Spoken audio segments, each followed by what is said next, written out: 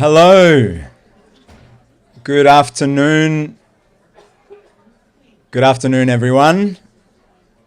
Good afternoon. I'm Alon Cassuto. I've got the honour and the privilege of being the CEO of the Zionist Federation of Australia, which is the organisation that has the honour of being the custodian of the ZFA Educators Conference and has been for over 2 decades. The ZFA started with Sir John Monash, who was our founding president in 1927. And before the establishment of the modern state of Israel, there was a vision to bring together Jews and Zionists from across the world and really establish the foundations of the political movement of Zionism.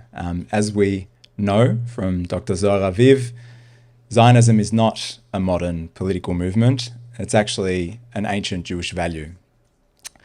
And in that respect, we are the custodians of that ancient Jewish value, and all the educators in this room are custodians of educating towards that ancient Jewish value. I want to open by acknowledging the traditional owners of the land on which we meet. We're on Woiwurrung and Wurundjeri land of the Eastern Kulin Nation, and the First Nations and traditional owners of this land have something in common with us Jews. They've also had a continuous presence and connection to their land for thousands of years, and I want to pay my respect to them.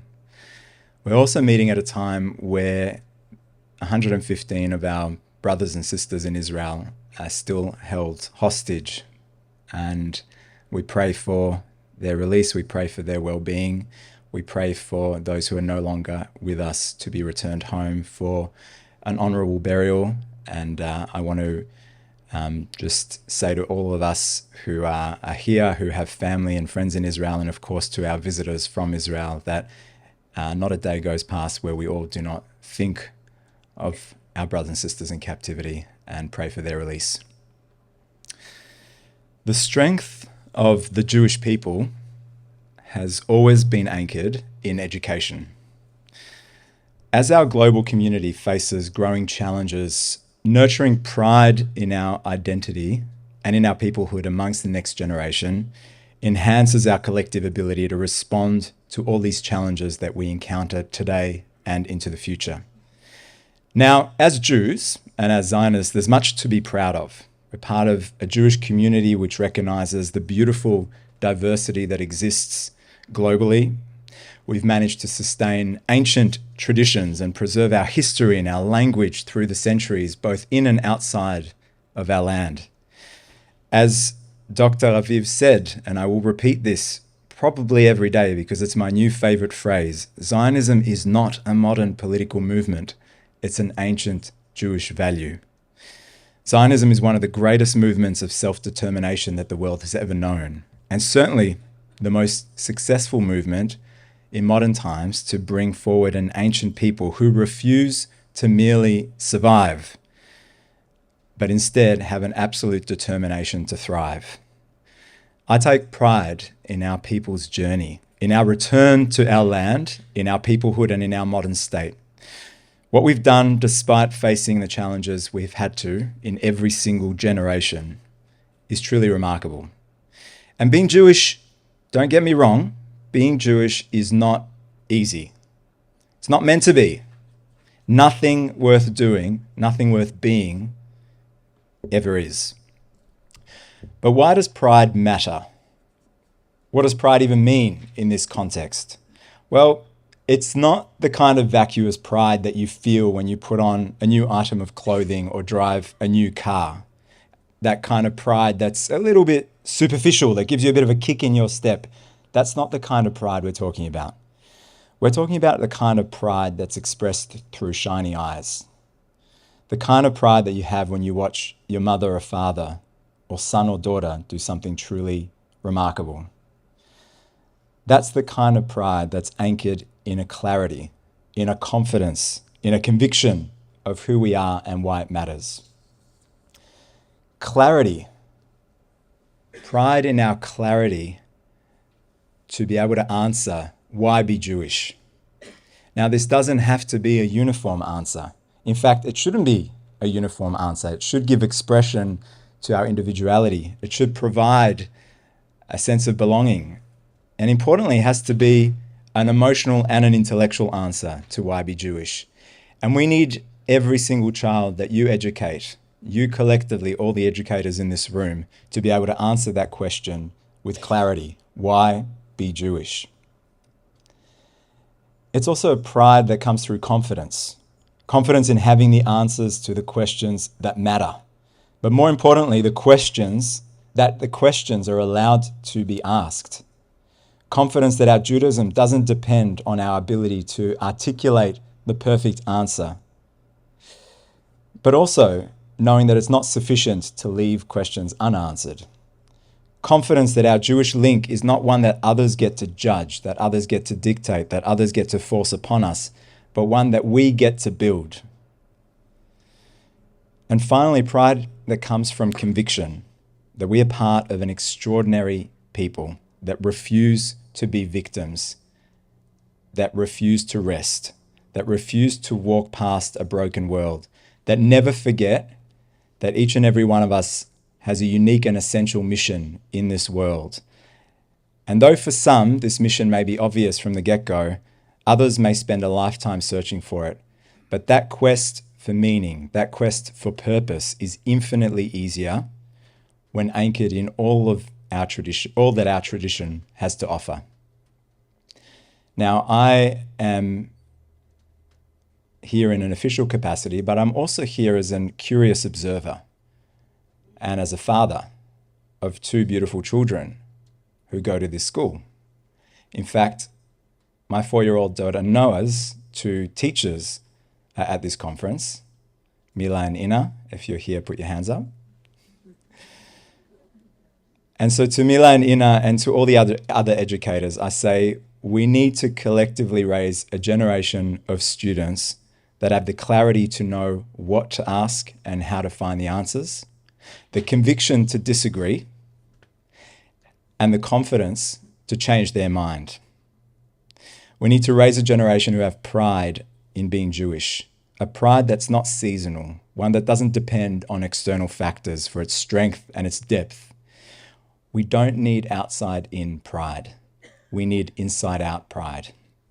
Pride that comes from the knowledge that we never walk alone, that we walk as ambassadors of a people that have crossed deserts and seas, walked through ashes and frozen forests, survived empires, and consistently, generation after generation, emerged with a love for humanity and the world around us. A people who live B'Tselem Elokim, in the image of God.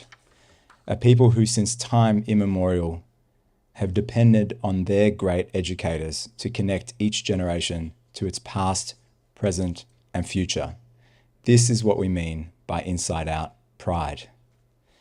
Now, we've had the fortune of spending the last 2 days surrounded by incredible educators from all across Australia and New Zealand, and incredible educators from all across the world.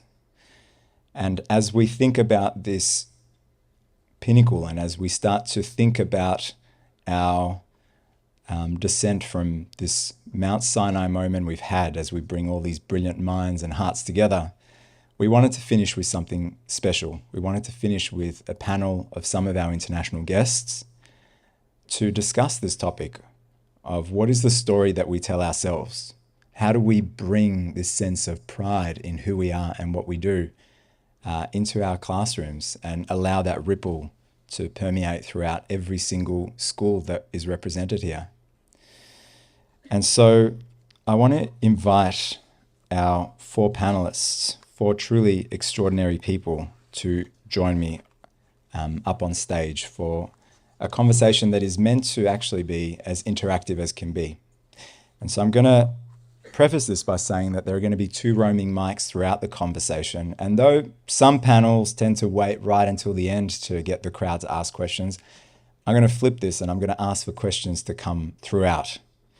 So I want to invite our 4 panelists to join me on stage. Yoni Buckman, who's an educator and an innovator in Jewish education, who joins us, please. Yoni.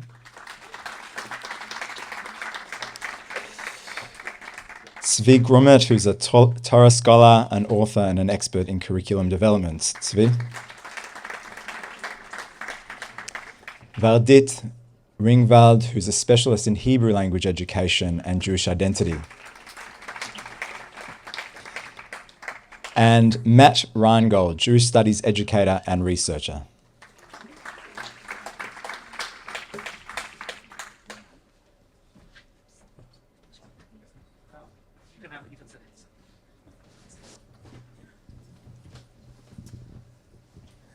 So welcome to our 4 panelists. You will have heard from each of our panelists already in some of their sessions, but it's quite unique to bring all these minds together. So I thought I'd start off with a quick question. And in 2 minutes or less, I'm curious to explore, what does building a proud next generation of Jews look like? We might start with Zvi. I'm going to answer your question with a story. 1993, I went to teach in a new school and had a group of 11th graders, year 11 students, who were really, really weak intellectually. Their skills were really poor. Their motivation was non-existent. I entered into the school and they said, look, nobody's ever taught us in 10 years, you're not going to succeed here. I decided I was supposed to teach them Navi, Jewish texts. And they said, no, it's not going to work. We don't learn Jewish texts. We don't do anything. And I said, look, here's my goal for the year. My goal for the year with you is that you're going to, number one, you're going to learn how to genuinely respect Jewish learning. And you're going to see that there's a possibility for you to do it too. I taught them for the year. A year later, they all graduated the school. I fast forward 27 years. 2020, COVID, my father passed away. I'm sitting Shiva by myself in Israel. My family, my siblings weren't there. My siblings are in the States. I'm sitting Shiva by myself, and Shiva's over Zoom. And onto the Zoom comes somebody who says, you probably don't remember me. He was wrong. I was a really bad student. He was right.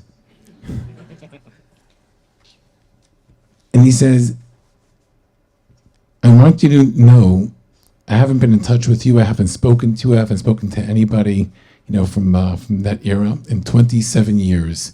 But you told us in the beginning of year 11 that you were going to teach me how to respect Jewish learning and see that there was a possibility for me to do it for myself. I didn't believe you. But I'm coming to your Shiva to tell you that you are successful. So when we think about what Jewish learning does for Jewish pride, here is somebody who very proudly identified. He identified because he had studied, and he had studied seriously, and it was meaningful to him. It became meaningful to him. And I bring you an example from the most challenging of students that I've had. And when we look at the students that we teach, and again, I spend my life teaching Jewish texts. I'm a text snob, for those who attended my session.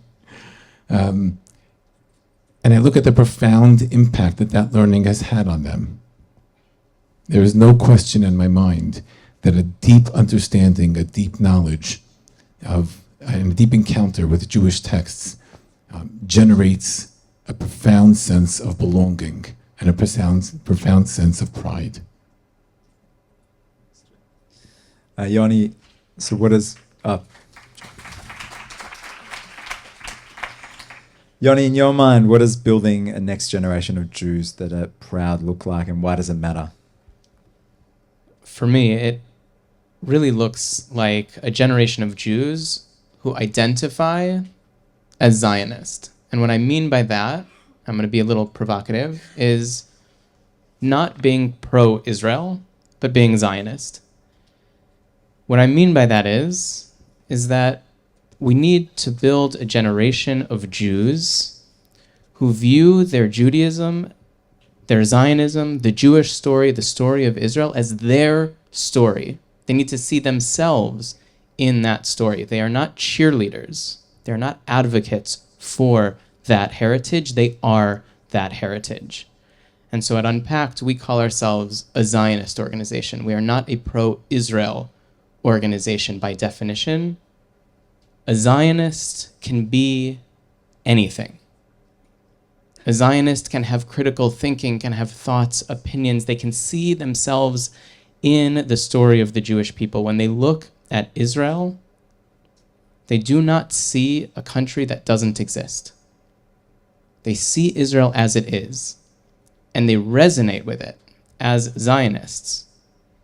And so for me and for us at Unpacked, and we love that the ZFA is the ZFA, not the Pro-Israel Federation of Australia, is that it's incredibly important that our students, that our youth, that the next generation view themselves as participants. They are on the field, they are not cheering. And it is wonderful for people outside of our community to be pro-Israel, to be our advocates, to be our champions. That's great.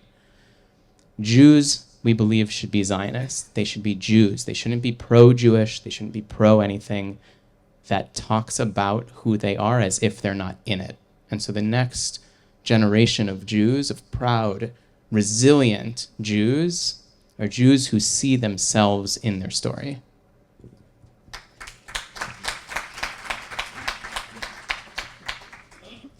So we might go Matt and then Vardit. Matt, when you think of next generation, next generation of proud young Jews. Surprise. So when I think of that, the first thing is that I want them to care enough to ask questions. That questions, as we learn at Pesach, are not just about being obnoxious or difficult. Questions are the way that we show that we care and that we're engaged and that we are part enough of the experience that we want to be there. And so first of all, I think part of Pride is that fostering a love of question asking. The second, and this ties in with what Yoni said, but slightly differently, is that I want my students to see themselves as part of the Jewish conversation and to feel that they can make contributions to the Jewish people.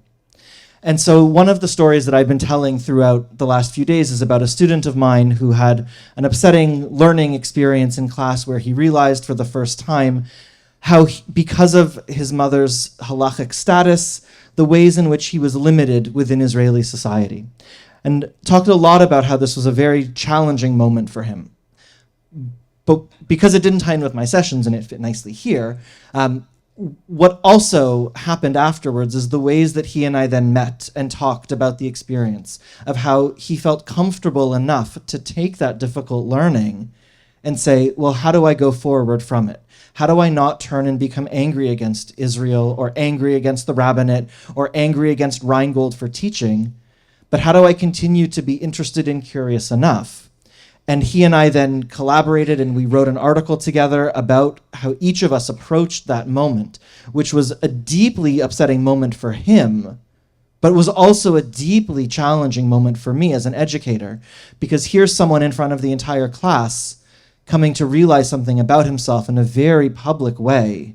And how do I provide him the support that he needed in that moment, while also being honest enough about how he was not going to be recognized by Israel in a certain way, but still create a space for him to feel that he could make contributions and what his contributions could be as he envisions his own part in the conversation of the Jewish people and the Jewish future.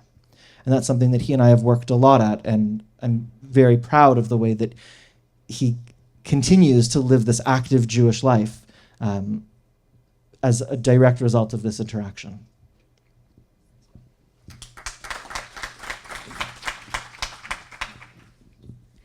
So I will echo actually whatever you said about the future of the Jewish people. I mean, there's no doubt that knowledge plays an important role. It will allow us to get access to the wisdom of the Jewish tradition. and also about participation and the sense of belonging and the sense of being part of the conversation. But guess what? You cannot do it without the language. One thing that we need to install in our teachers or in our learners and for the future generations is the commitment to be part of the conversation. If you can be not only part of the conversation, but also to impact the consequences or everything related to the Jewish peoplehood and what's happening in Israel, if you can actually participate in the conversation. And participation means knowing the language, not knowing about the language, being able to function in the language. There was a saying that said that by this Charlemagne, the great king in the 8th century, that knowing another language means to possess another soul. In order to possess your own soul as a Jew and to be able to connect to the other souls of the Jewish people is to know their language. And the one thing that I would add to this, in order to do it, I hope that the next generation will understand that this is a long life commitment.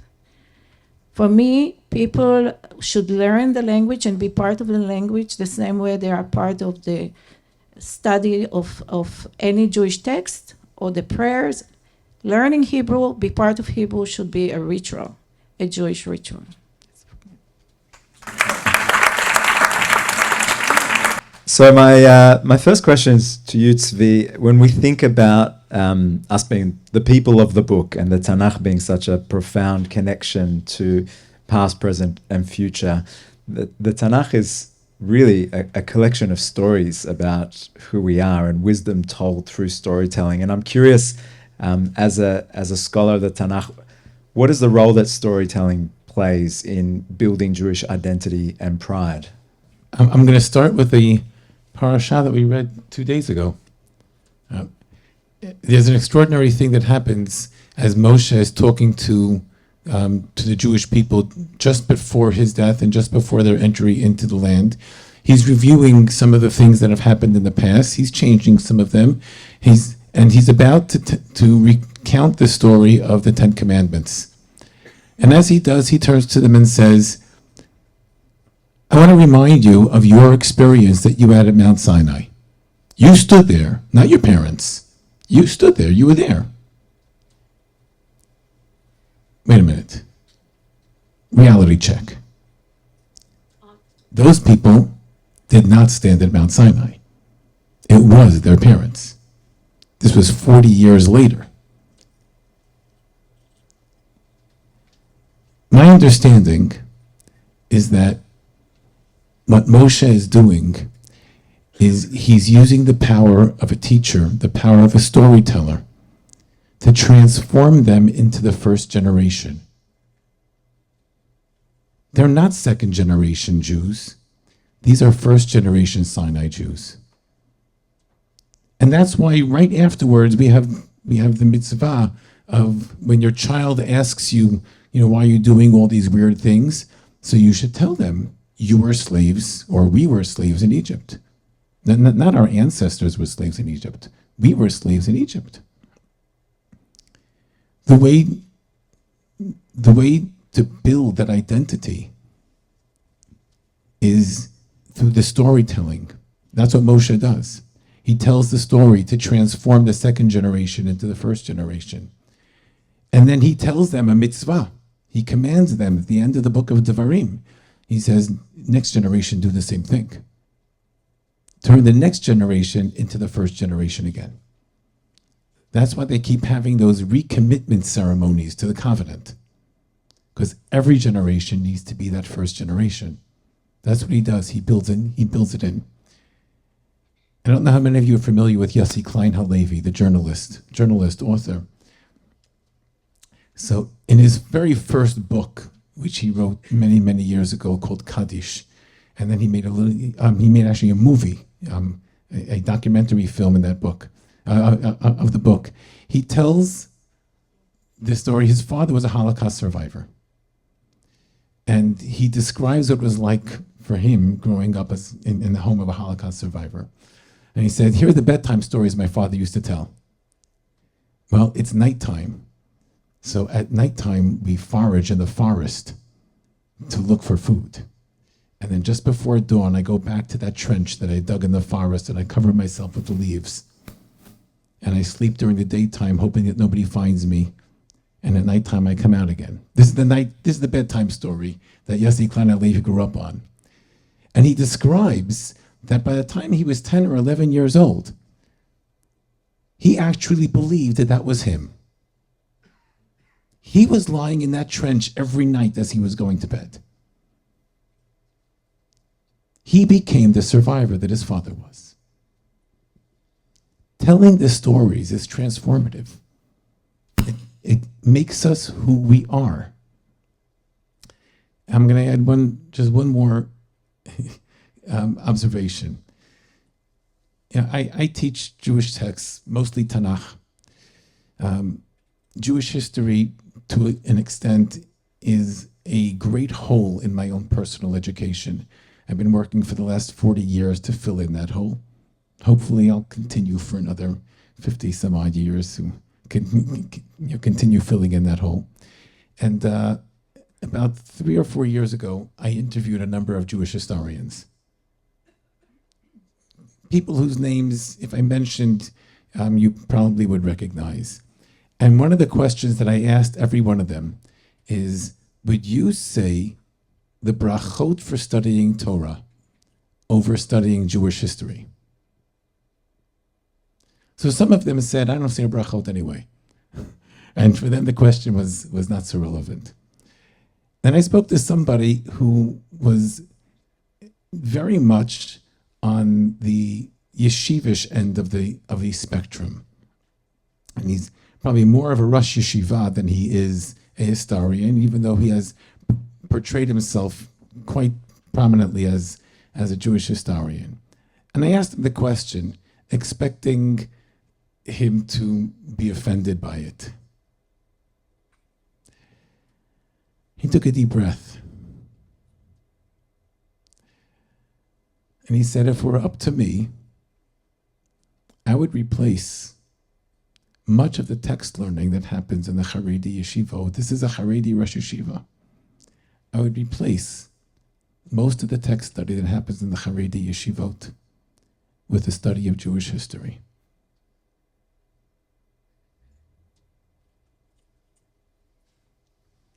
Thanks, Zvi. It's in order to both understand the Tanakh as well as our own history as a people. Vardit, you touched on the importance of Hebrew.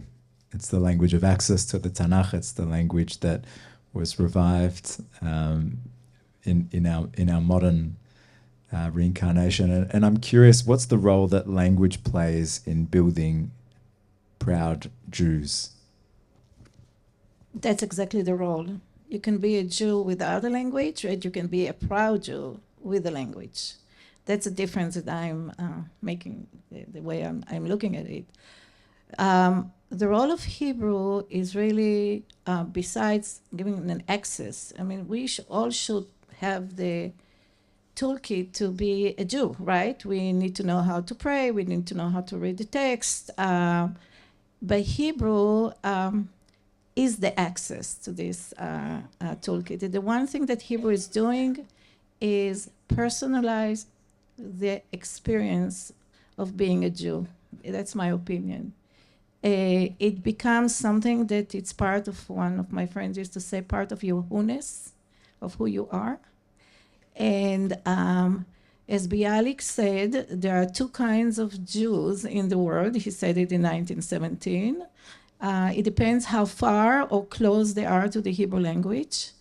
And he said that there are the original Jews who can speak Hebrew, and there are the translated or Jews who cannot see clearly the wisdom of the Jewish people, or to be part of the Jewish people, of the soul of the Jewish people, because they don't know the language.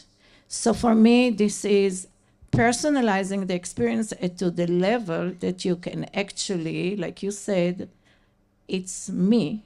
It's not others, but it's me. I'm not an outsider, I'm an insider. and I am part of this community or part of this peoplehood that owns this treasure, which is the language. And I really recommend you to look at Hebrew, not as a tool, but also as a treasure. It's something that really contains all the treasure of our history. You can learn the history, past, and even the current history that we're making right now. Thanks so much. Matt, in a sense, this generation of educators has tools at their disposal that previous generations didn't. There's a whole bunch of mediums out there that are emerging with new technologies, but also we've got a generation of students who are used to consuming information and storytelling in a very different way. And I'm curious, you're in a sense at the cutting edge of bringing together ancient Jewish stories and history into new mediums. And what's the role of visual storytelling and different mediums in building young, proud Jewish students?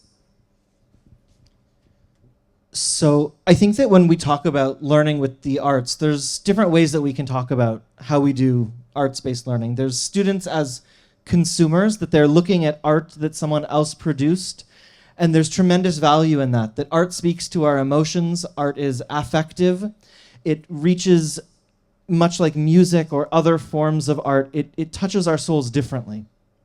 And so for the first part, I think that there's tremendous value in introducing our students to these different types of texts, that it gives them new ways into thinking about what their Judaism means, how different Jews have thought and created throughout history. But I think sometimes even more valuable than that is student-produced art.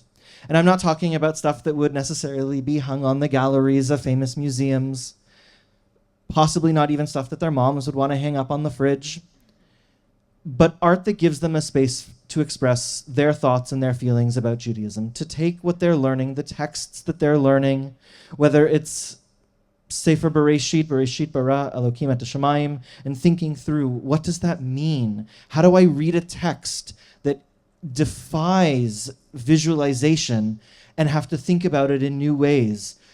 To modern Israel, to any other space, that creating gives them an opportunity, and something that I write about a lot, to become commentators. And that when they become commentators, they see themselves as part of the conversation and part of the contributors to Jewish tradition.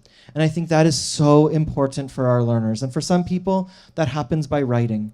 But for others, the act of creativity, as people like Elliot Eisner and Maxine Green, scholars of arts-based learning, write about, the art unpacks something different when we're asked to think creatively and artistically. And I think if we can find ways to bring that to our students, it's not about making them better artists. That's not really my goal. I don't teach art. I teach Judaism and Jewish identity, and the arts are a way to help my students think more deeply and meaningfully and critically and thoughtfully about what that might mean. Thanks so much, Matt. Yoni, I'm curious. We've got this wonderful broad tent that we see represented in our room and by extension in our students.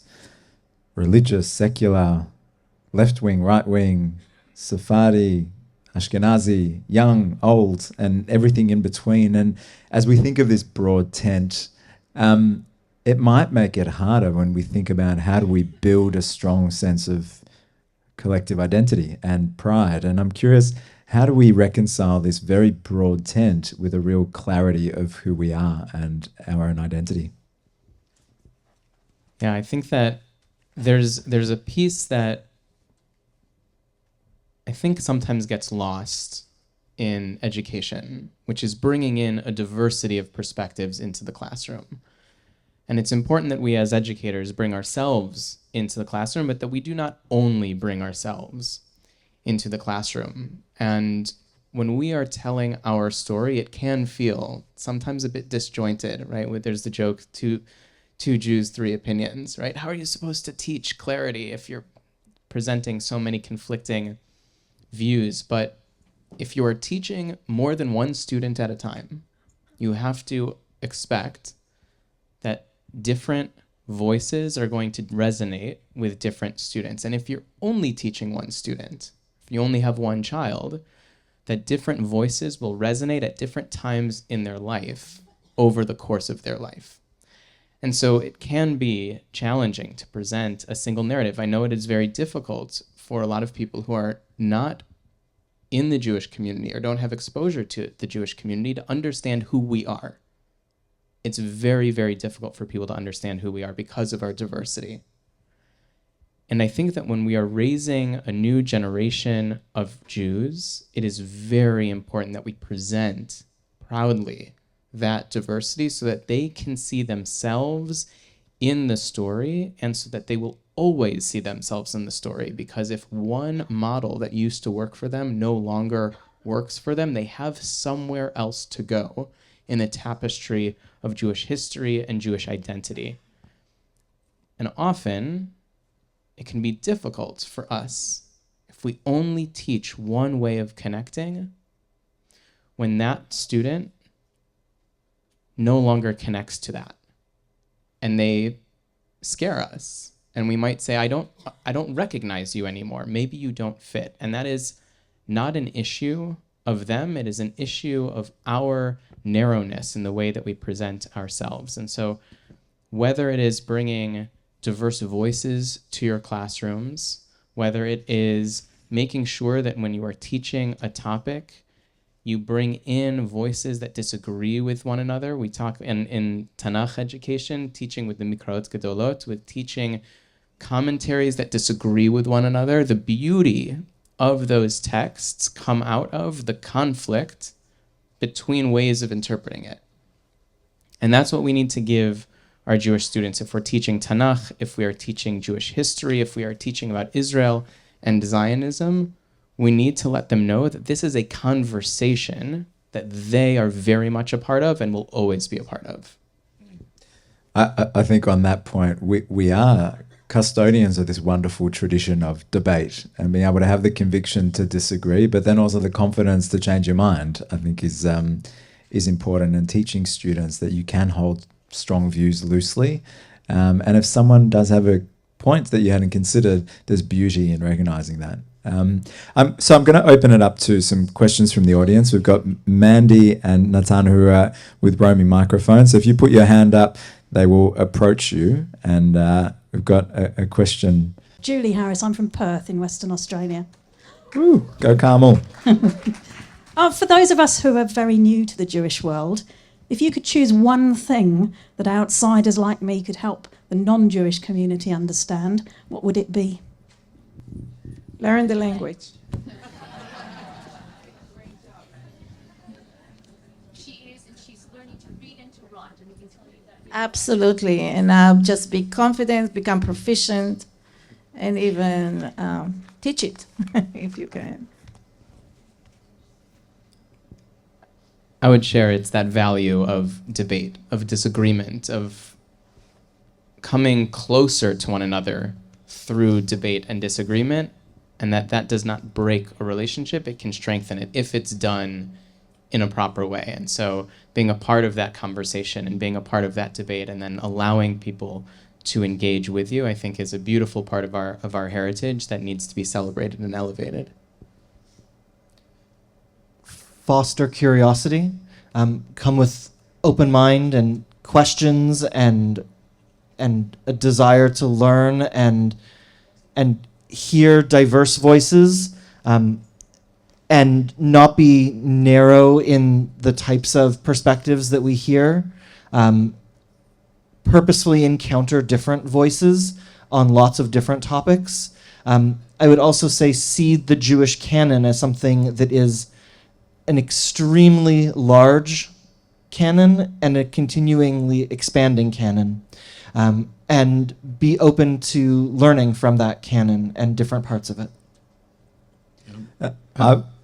Sorry. I would add that we don't live in the past, but we live very much with our past. It lives within us, and we carry it forward. Just one observation, I would add that, Julie, you open with how can outsiders understand, and I don't see you as an outsider. I see you as an ally. I see you as a friend. I see you as a human. And I think the fact that you are educating our next generation of young Jewish students means that everyone in this room sees you as an ally, a friend, and a human. And I'd say that if you are ever made to feel like an outsider, then that's not on you, that's on us to fix that.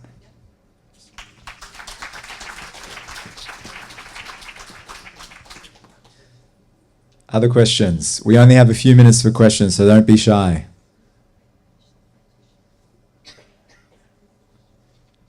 Josh Feldman at the back.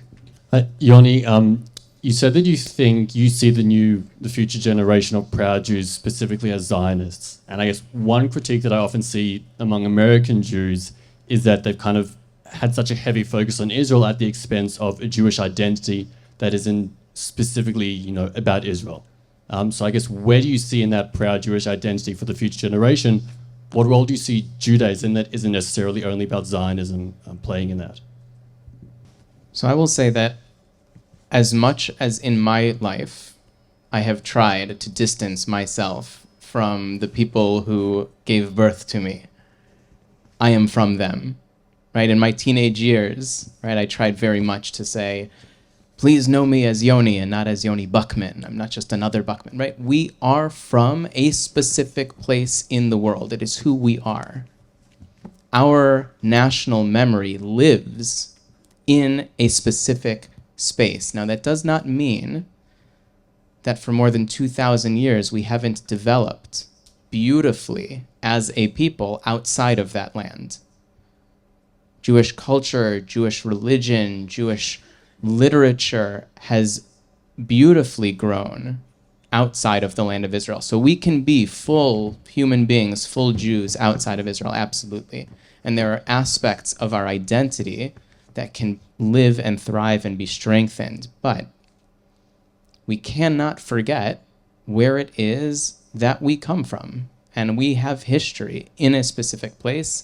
And I don't think that we are stronger denying that. And so we need to stay connected to it. Are there other pieces of Judaism and Jewishness that need to be developed? Absolutely. And people should feel that. And Judaism as a culture, as a heritage, as a religion, where there are many components to one's Judaism, but Israel is a part of that. And I think it's hard to see a strong Jewish future without that connection to where it is that we are from, where our history is, and where we are rooted. Thanks so much, Yoni. We will are mindful of time. Some of you have flights to catch, and we are very aware of that.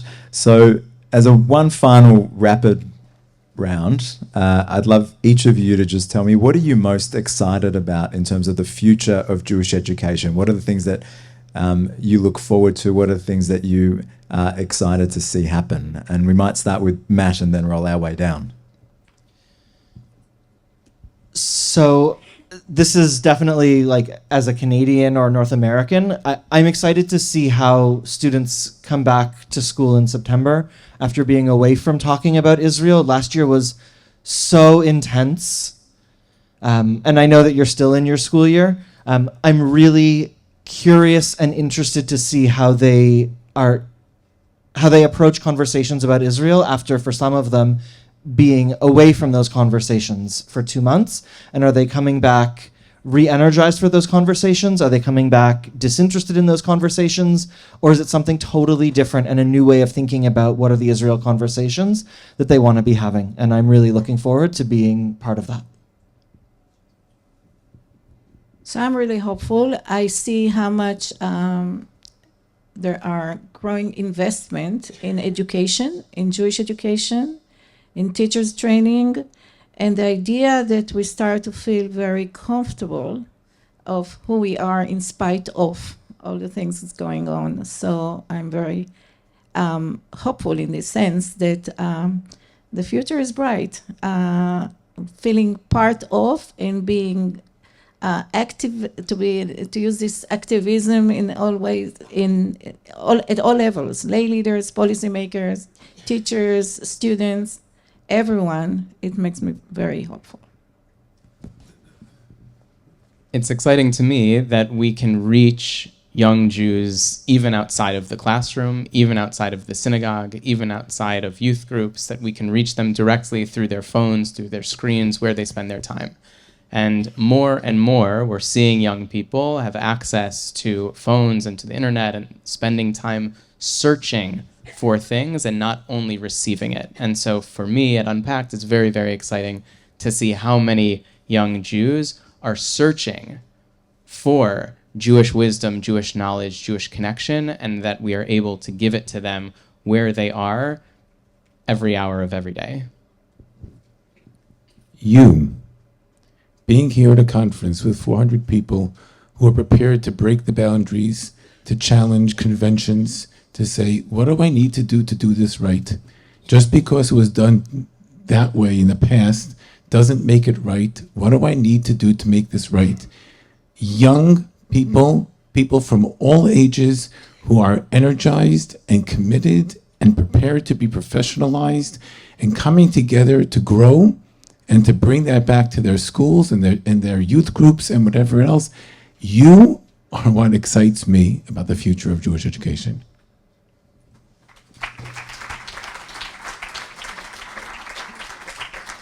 So I want to thank each and every one of you. You've traveled from incredibly far to be here, and you've given us some brilliant insights, and we're so grateful that you've come here and shared your wisdom with us.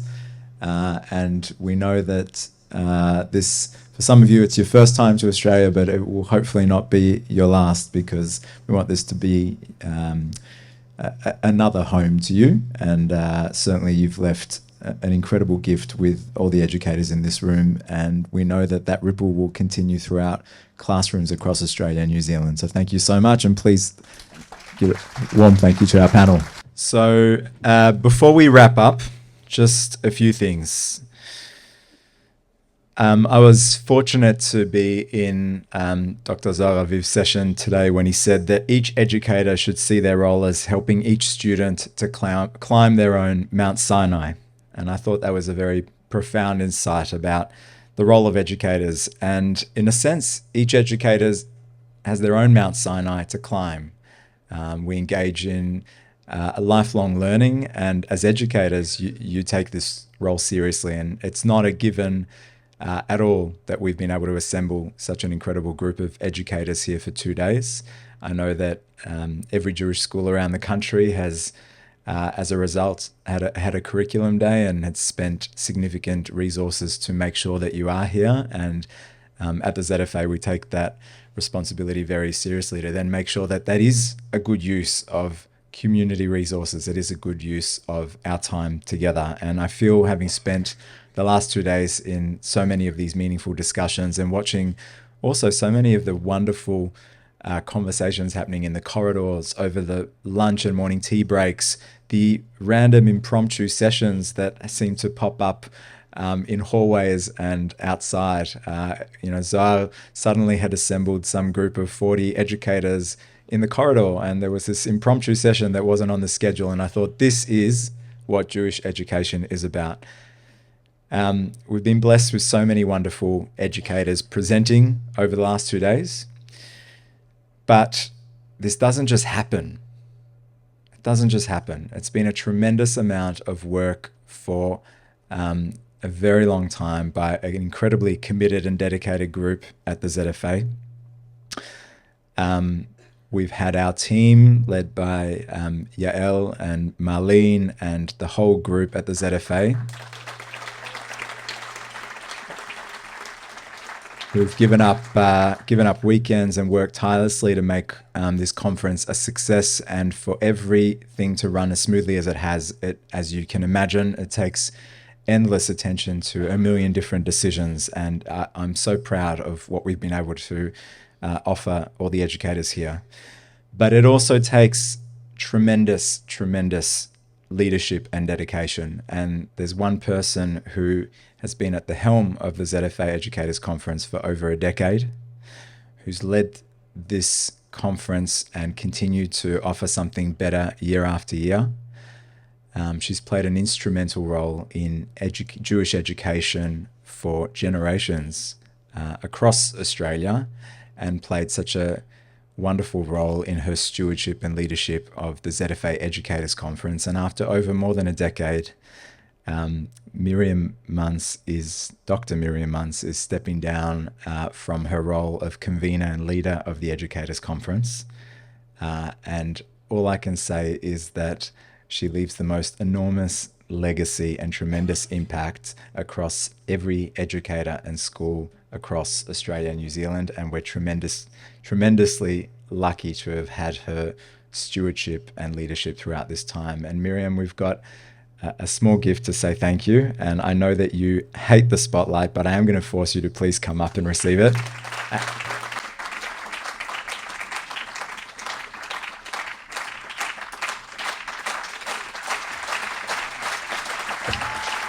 It's hard to say this right now, but I'm just planting the seed that Miriam leaves very big shoes to fill, and we are in search of a successor. So,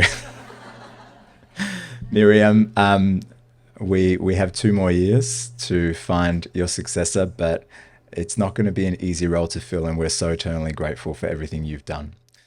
We start a year ahead. And, Matt will tell you that when I emailed him last night, he thought it was a scam. And of course there are other aspects to it, and those of you who have benefited from the professional development sessions on Zoom or the pieces of material that I sent out know that this role can grow in different directions with the right people working at it. Thank you. I'd like us to finish with a new tradition that I'd like to start, and I'd like us all to finish off by singing Hatikva. So if you could all please stand. Kolot balev benima nefesh Yehudi homia at mizrach kadima ayin letzion tzofia od lo avda tikvatenu התקווה בת שנות 2000 להיות עם חופשי בארצנו ארץ ציון ירושלים להיות עם חופשי בארצנו ארץ ציון ירושלים. Thank you all. See you in 2026.